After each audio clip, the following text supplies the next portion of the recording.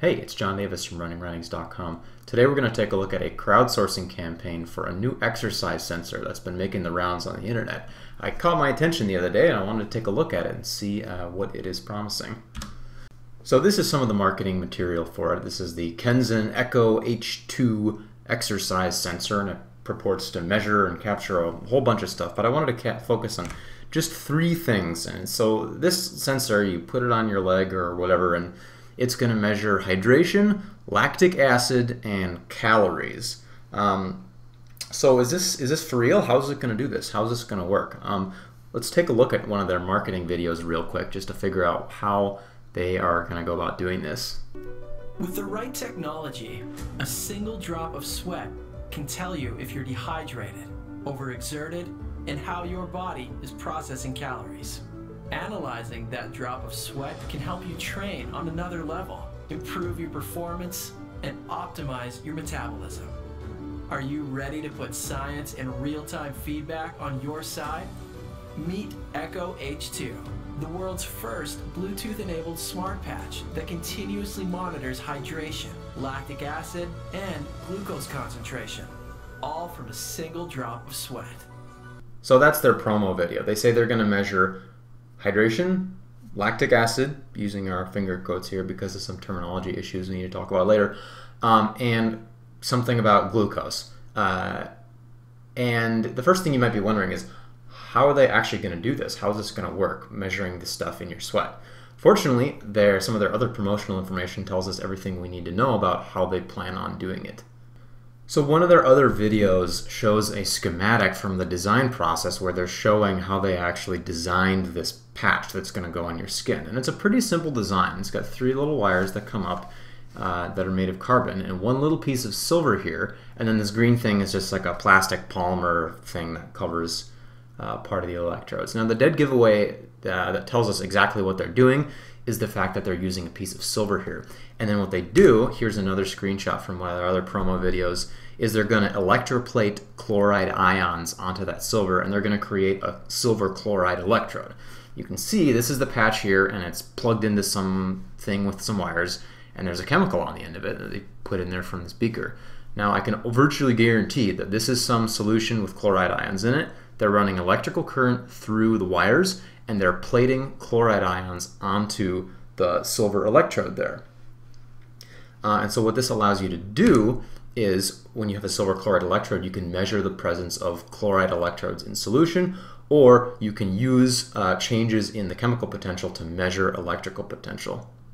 If you've ever had an EKG on your heart, for example, those use silver chloride electrodes on your chest. And in that case, you're using changes in chemical potential to measure the electrical potential of your heart as it beats. But you can also do the opposite. You can measure voltage, for example, and get information about the chemical potential of a solution. And so in this schematic here, that's what we're doing here. We're looking at presence of chloride ions in solution and how that interacts with the silver chloride electrode. The specifics of this are not important.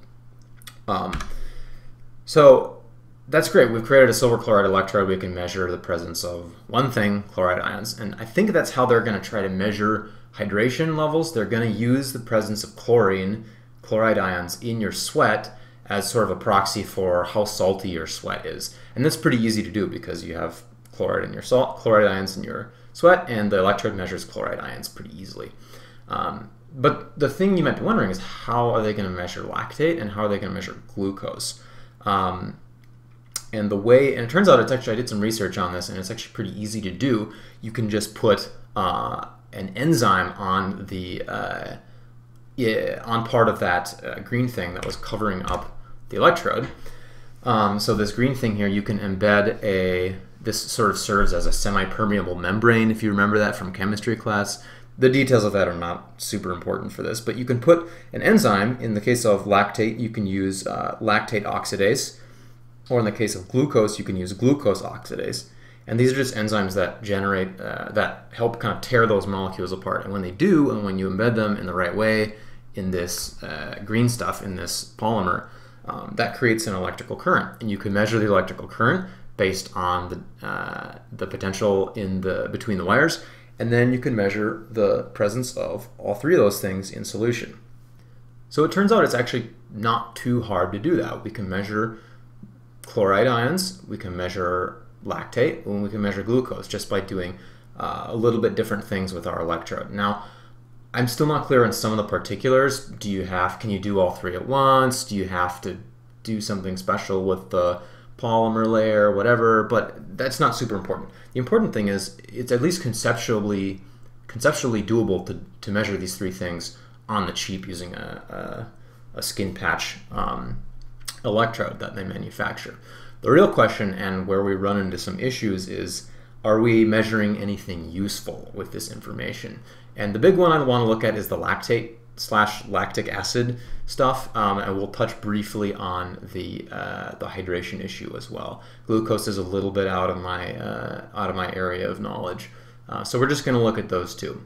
So two red flags jumped out at me looking at their website right away, and first one was kind of playing fast and loose with the lactic acid, lactate terminology stuff. If you really know your stuff, you know that technically we should really say lactate, not lactic acid, and that really lactate doesn't even cause fatigue in the first place. But I could maybe understand if, you know, the PR people wrote that and they weren't super versed in exercise biochemistry and so on, or maybe they even knew, but they just figured that the term lactic acid is more recognizable to the general public. That may be the case. I also saw a lot of stuff a lot of repeating some of the old myths about hydration, about you need to drink exactly as much weight as you lose during exercise, and stuff about electrolytes causing muscle cramps and so on. And again, that's, you know, if you really know your stuff, you should know that that's not right. But this is kind of small stuff. The real big questions we need to look at are, is chloride a useful measurement of your hydration level? And is lactate in your sweat have anything to do with lactate in your blood? And unfortunately, the answer to both of those questions is no. Now, I don't know if they just didn't do the research or whatever, but here are 4 studies published by several different research groups, published different years, different journals, and they all find that lactate, which is in your sweat, which is very surprising to me. I actually didn't know this until I started researching it, but there is lactate in your sweat, and the story of why it's there is a pretty interesting one, but it has nothing to do with the amount of lactate in your blood, which of course is based on how hard you're exercising, how hard you're running if you're a runner. So I'm just going to read a couple real quick quotes from these papers. Number 1, a disproportional increase in the concentration of lactate and ammonia in blood was found. In sweat, a disproportional decrease. Now this is in a study that checked lactate and ammonia concentrations in blood and sweat during a cycling exercise that got harder and harder and harder. So if you're riding a bike and you're riding faster and faster and faster, your blood lactate level is going to go up, and that's what this study found. But if lactate in sweat had anything to do with lactate in blood, you would expect the lactate in sweat to also go up. But actually, it went down when you exercise harder. So that doesn't make any sense. Here's another study. Elevated blood lactate was not associated with changes in sweat lactate concentration. Sweat lactate seems to originate in eccrine glands independent of blood lactate. And eccrine glands just means your sweat glands. It just means your sweat glands.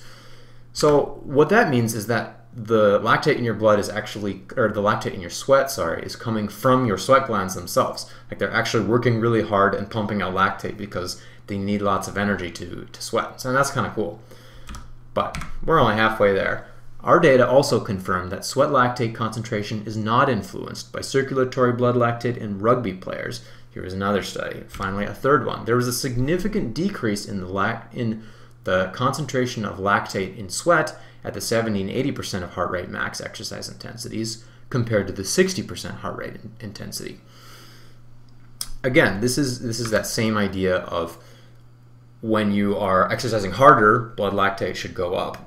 And if sweat lactate had anything to do with that, it would also go up. But in this case, it goes down. So that doesn't make any sense.